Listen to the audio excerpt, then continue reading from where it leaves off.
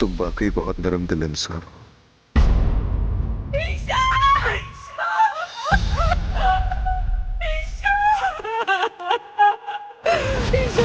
मुझे माफ कर दो, मुझे माफ कर दो, मुझे तानिया, माफ कर दो। ईशा को मैंने ख्वाब में देखा। वो कह रही थी, मम्मी मुझे छोड़कर मत जाना। अस्पताल मैंने उसे छोड़ दिया। मलिहा और लतीफ की आज मंगनी करवा रहे हैं मजबूरन। मजबूरन? वो तुमसे मोहब्बत करता भी है या नहीं, बस इस बात की तसल्ली कर लो, वरना बाद में बहुत तकलीफ पहुंचेगी तुम्हें।